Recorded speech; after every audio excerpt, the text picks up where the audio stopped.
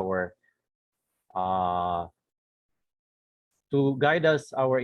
discussion for this afternoon. Is my video and audio getting through? Yes, Dr. Dico, clear po. Thank you. Thank you.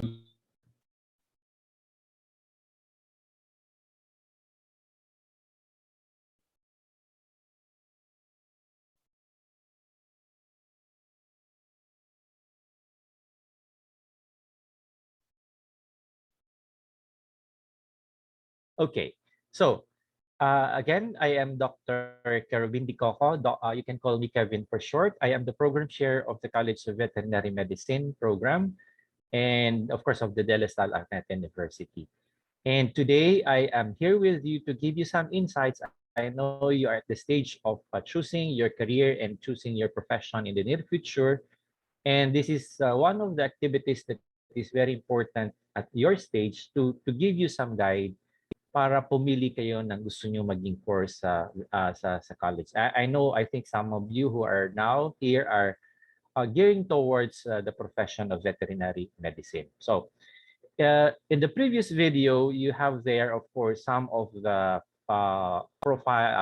previous pictures of our previous students, and of course, some of our seasoned veterinarians already that you might have seen in some social media, like, of course, si Dr. Nilsen Donato, and they have been with us and have graduated the program. And you know, guys, we know for the fact that some of you, I think, they have already some idea that veterinary medicine is, of course, a profession wherein basically because of the love of animals, you have been focusing on this profession. And this course would entail, of course, a 6 years time, wherein basically the first 2 years is going to be your introductory to the program, wherein you might be having some subjects similar to what you have had in your senior years or in your high school years. Basically, what you will be having here are, of course, your general sciences, wherein you will still be having mathematics. Nothing to worry, guys, because some of you might be not so interested in some courses because ang ibang mga reasons are, hindi ako magaling sa math. But you know what? Lahat naman ng professions, lahat naman ng courses na dadaanan natin, na gusto natin, there will be mathematics because numbers and sciences go together. And sa veterinary medicine, what do we need mathematics for? In your practice, in your college stay in the program, magko-compute tayo ng mga doses, magko-compute tayo ng how to feed animals, how the proportion of protein to other nutrients. So mathematics is really important. Kasama dyan yung statistics because you will be, of course, be computing distribution, you will be computing averages. So mga ganon, halimbawa, nag-aalaga kayo ng manok, yung egg production, i-compute nyo per month, per week, or whatever parameters that you would want to at least compute so that you are going to be understanding tama ba yung aking mga methods and tama yung aking pagpapakain ng aking mga alaga. So mathematics is really important. Then you will go into biology, wherein there are two major subjects that you will undergo. Yung zoology, of course, basically yun yung study of animals in the most general concept, and of course yung botany, because botany, the study of plants, we will only be giving emphasis on, of course, yung mga plants na related sa ginagamit natin sa mga animals, like plant-based food, the grasses, even in dogs and cats, we study also some of the plants that may be toxic or may be harmful to our dogs and cats. So, kailangan natin ng basic of the botany. Okay. Aside from that, kasama dyan yung humanities, kasama dyan yung chemistry. Sa chemistry, you will be undergoing organic chemistry and, of course, biochemistry. Very important also because we will be dealing with chemicals and drugs and medication. You'll also be dealing with chemicals that are harmful to our pets or livestock animal.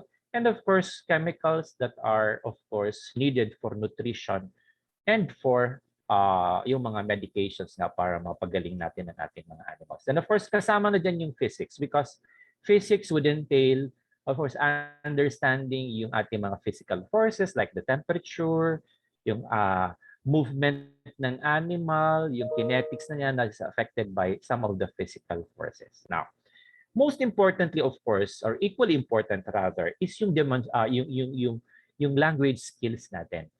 So, syempre, as a veterinarian, you will be talking to your clients. Of course, it's going to be a special talent if you can talk to animals and they will be talking back to you. So, dalawa talaga ang ating entities that we have to deal with. Of course, the patient is the dog, but of course, the dog is being brought by the owners. And sometimes, guys, medyo challenging talaga yung mga owners natin ngayon kasi we have to please them. We really have to please them. And sometimes, medyo mahirap kausapin yan. So, you need to be a good conversation skills, communication skills para ma-please natin. Not necessarily the main objective is pleasing them, but educating them that their pets should need this one and their pets is suffering from this because of this and this. So, yung language communication skills is very equally important to all the skills that we will be doing and learning from your first 2 years. Now, you enter the proper, usually that starts on the 3rd year, first term, you will now be undergoing now yung anatomy, physiology, nandiyan na yung magdadissect na kayo ng dog. The dog is going to be the model animal in the laboratory. Way back then in my batch, in my generation, that's way back 1986, we are using the horse. But of course, for of course logistical reasons, for actually limited na nga lang ang ating mga lab animals because of humanitarian and humane purposes. We are still allowed to use laboratory animals for selected, but we make it a point that we don't hurt them. So we don't do it on living animals. Of course, there will be some processes like examination of the patient. You're going to be practicing on injecting to a dog or a cat. So definitely there will be pain, but we take into consideration that the least amount of pain during the procedure should have to be done. And that is going to be even the actual mindset that you should have pag may pasyente na kayo. Hindi natin ma-avoid kasi guys na mag-i-inject tayo is because that is one way of giving medication. There is also a way of putting, diba, yung mga tubes, yung mga ganyan. May mga discomforts and all that. So that's what you learn during your preparatory years of the 3rd year and 4th year. As you go to the 5th year and 6th years, meron na siyang mga practical work wherein you'll be going into your OJT dito sa hospital namin sa loob, sa atin sa loob. And on your senior years, you will also be going out so that you experience the actual simulation of what you have inside in school on the outside world to prepare you in the actual profession itself. Okay, now, usually ang mindset natin, I want to be a doctor because most or majority of our students who go into the veterinary program would end up into small animal practice. Di ba yung marami na tayo dito sa Metro Manila or in some cities in other parts of the country wherein more likely concentrated ang mga clinics sa dogs and cats ay nasa city. So more of you probably are thinking usually what you have an imagination of what you perceive to be after 10 years or 5 years or 6 years from now is you want to establish your own clinic. So my second slide is what are the opportunities that you will be having. You have already an idea of the previous presentation. So these are just a few of the more common.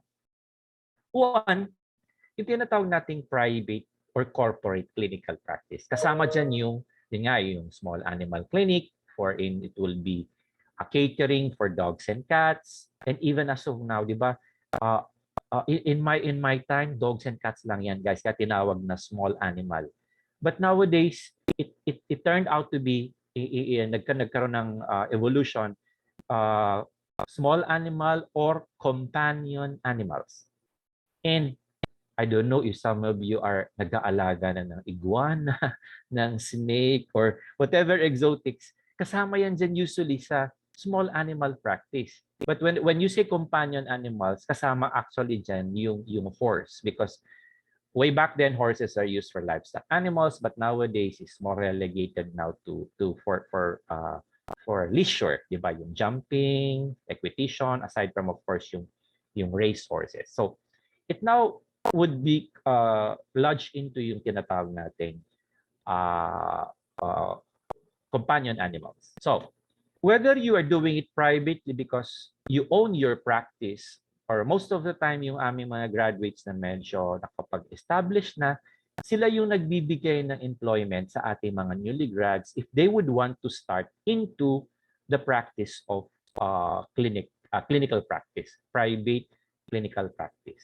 Now, within this private corporate clinical practice, pwede pa kayong mamili, di ba? Sabi ko nga, most of the time, karamihan dito sa ating mga urban areas, dogs and cats. Partly, they would be catering for exotics kasi ang dami na ngayong nag-aalaga ng mga ahas, karamihan ahas. And there was even a time na may nagdala sa akin ng snake.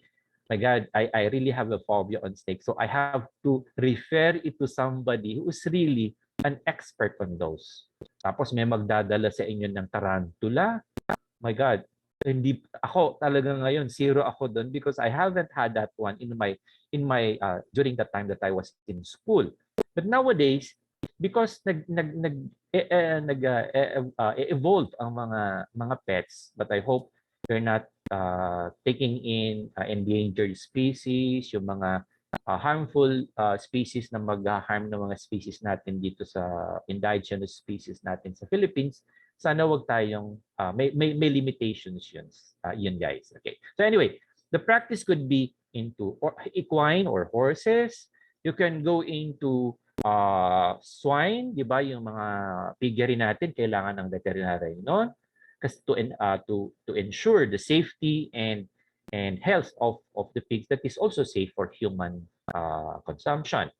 Meron tayong mga nagpa-practice sa poultry. Yung poultry sa ngayon or avian is pwede pa kayo mag-branch into yung poultry na yung layer, ba yung nangingitog ng manok. Meron tayong mga yung meat type o yung broiler. At ngayon, mapapansin nyo, there is a big chunk of the industry, yung game fowl, yung mga pangsabong na manok. So, aside from that, yung exotic avian species, ito na yung mga exotic nating lumalabas na yung mga African gray, yung mga mako, mga budgies, yung mga ganon. So, sa avian yan.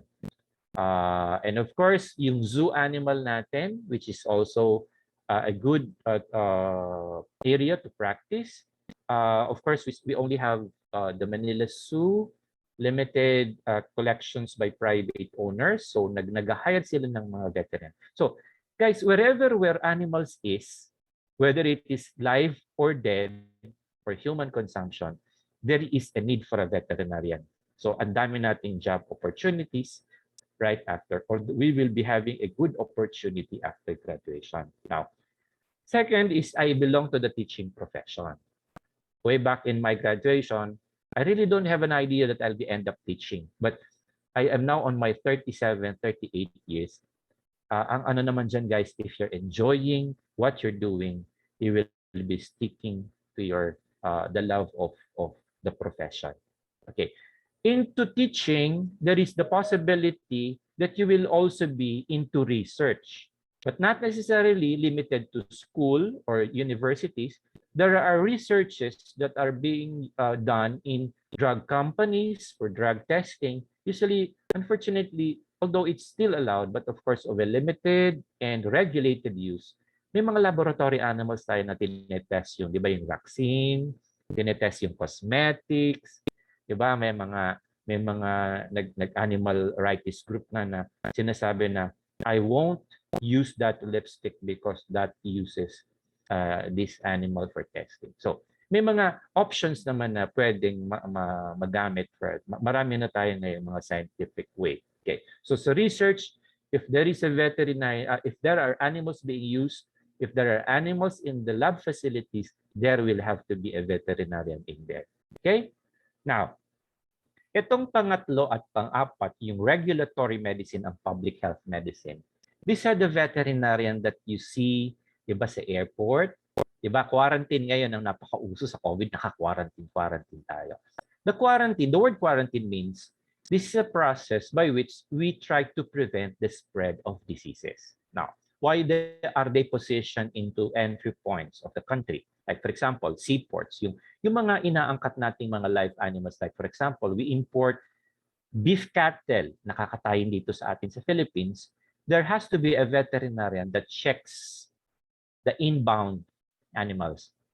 Opposite, may mga animals naman tayo na, kunyari, a pet wants to be brought to the United States by the family, ayaw nilang i-abandon, may mga veterinarian that checks all the required things na kailangan nung country na pupuntahan. So the country will send a list of what is needed that has to be checked by the veterinarians here, so that when it comes into the country of destination, meron naman doong isang veterinarian na counterpart to check on these things that have been complied with.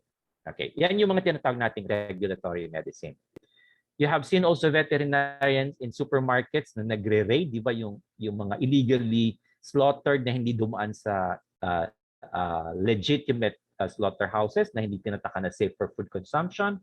Kasi yung mga baboy, manok at saka baka na kinakatay or whatever animals that is being used or slaughtered for human consumption should be slaughtered in a legitimate slaughterhouse, and before they can be slaughtered, meron tayong tinatawag na antemortem prior to slaughtering na chine-check for vital signs, we check for disease symptoms, and after the slaughter, yung carcass mismo, yung karne, chine-check pa rin yung baka meron pang mga lesions na makikita para we need to certify that it is fit for human consumption. So yan yung mga regulatory medicine and public health medicine natin. And the last, but not the least, because this is one of the more common also that our veterinarians are going into, yung tinatawag nating uniform service. Hindi yan yung military na you go to training. There would probably some initial training, but you're not geared towards the security of the nation. In a way, parang reservist ka, pero hindi ka yung pupunta sa war to protect the country or the borders. Usually sa military natin, may mga animal corps, meaning in some other country, dito sa atin, limited for dogs. You have seen dogs that are used for sniffing bombs, sniffing contrabands, yung mga drugs na bawal. So these are being trained in the military to augment the security purposes of the country. So may nakikita kayong mga dogs na nasa airport, nasa sa pier, because yung lahat ng pumapasok at lumalabas, they are being checked. And yan yung tinatawag natin mga vet corps in the police, meron tayo niyan sa airport, meron tayo airport police, meron tayo yan sa USR, sa Philippine Army rather. In other countries, meron tayong tinatawag na mounted police. Diba yung police na nakasakay sa kabayo? So, kailangan na naman doon ng veterinarian. Now, our graduates, when they graduate, they are not limited only to be working here in the Philippines. All of this listed profession can still be practiced in other countries. Though, of course, whenever you practice, like for example, in North America, they may require you to go through some 6-month studies and pass the board exam. So very, very tawag dito, may konting limitations, but we have already several graduates who have focused their talents and their objective to pass the board exam where they would want to be. And they were successful, and they have already created their own niche in small animal practice, in Australia for cattle and dairy cattle. In New Zealand also, they have been practicing well. In Singapore, most of them are practicing in small animal clinics like dogs and cats. So wherever they go, we are so proud of them that they have been a good and a professional veterinarian. Now, the following slides, I'll have here some of the pictures of our graduates. So, kilala niyo si Doc Nielsen sa Born to be Wild. He has already established several branches, and aside from dogs and cats, he's now catering into exotics. And as I've said, he is not only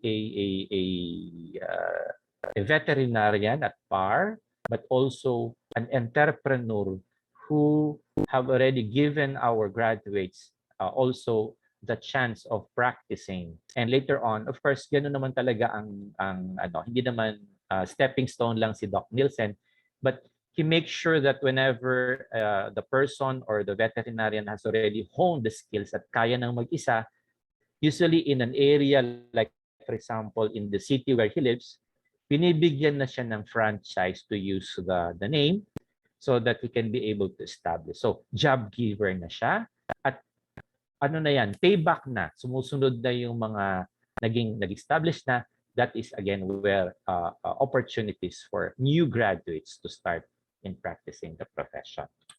Okay, Dr. Ignacio is already well known in Edmonton, Canada, small animal practice. Dr. Reyes is in teaching and profession, and because of that, she's now into research in neuroscience. And guys, hindi na sa veterinary medicine but already in human medicine. So there is already a crossing over of the profession because napapansin nyo ngayon, meron na tayong one world, one health concept wherein yung mga disease condition kasi minsan ay nagko-cross over na. Like for example, itong corona, believed to have started from animals. So we need to collaborate now with human doctors so we can be able to make this world better place to live in. Okay? So these are some of the agencies in the Philippines where veterinarians are required and needed. And si Doc Mary Grace Ramos. Napaka-petit niyan, guys. So gender, whether you're a female or male, it's not a deterrent to go into the military or uniform corps. Yan si Dr. Lilan, you might encounter him in the Manila International Airport taking care of the security with the use of our canine our dogs to protect our security of the country. And of course, the people that is coming in and going out of the country. Okay. So again, thank you for lending me your ears. And we'll just have to give you some time if you have some queries, just to clarify of if you want to share something regarding my talk. Thank you very much and God bless. Thank you very much, Dr. Dycoco. Ayan, mukhang very satisfied ang ating mga students and thank you very much for opening. Ako nahiya, no? Your cameras. Ayan. Sige, ako na rin. Nag-open ang camera na rin. Yeah. So, good afternoon to everyone. So, there are students from Elizabeth Seton, am I right? There are grade 9 and grade 10 students. Okay. And we are honored that we have you for this afternoon. No? Okay. So just in case, no, Seton offers senior high school as well, no? But just in case you would like to consider veterinary in the future, the Lasallian Araneta University also offers senior high school program under the STEM strand, and that is aligned with the Doctor of Veterinary Medicine program. So you could be assured that once you enter our senior high school, you are automatically admitted to our Doctor of Veterinary Medicine program. So do you have any questions, young ladies? Ayan. May mga katanungan. Wala naman. Very clear. Wala na kayong gustong itanong kay Dr. Feel free lang, guys. Yeah, feel free. But we're still, andito lang naman kami lagi if you have any queries. So feel free to email us through our admissions office. Ayan. So I've sent a link sa ating chat box. Pero just in case, no, I'll send the link na rin dun sa ating application. If you wish to consider the Salle Araneta University as early as now, Our link for application is www.dlsau.edu.ph/apply now. Our senior high school, just to be transparent, is only 75,000 per school year. Ayan. Then ibabawas pa natin doon yung ESC subsidy na tinatawag. Okay? Pero amongst the LaSalle school, we are the most affordable LaSalle school compared to other LaSalle school. We are located in north of Metro Manila, near EDSA Balintawak. Pero should our face-to-face requires us na maging present, don't worry, may dormitory tayo. Ayan. Okay? Ayan. Wala na kayong katanungan po ba? Ayan. Sige. So with that, Dr. Dycoco, do you have any final message for our beautiful young ladies here? Puro ladies ba? So just be guided. Just try to listen to some of you, of definitely your parents or your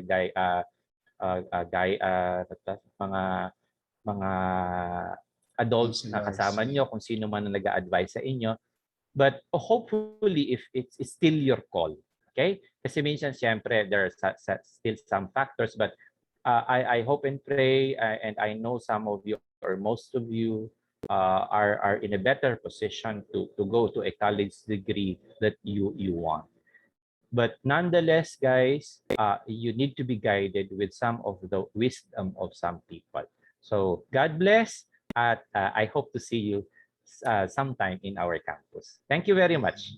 Dr. Dycoco, thank you very much for gracing the event po. No? Thank you. Thank you. No? Thank you very much. Bye-bye. Bye. So with that, thank you very much. And we hope to see you in the Salle Araneta University because we believe that a greater you starts here. Animal Lasal, and ayan, that concludes our session for this afternoon. So if you have questions, please feel free to visit our website and also chat with us. Okay? Sige po. Salamat po. Thank you. I'll end this call already. Bye-bye.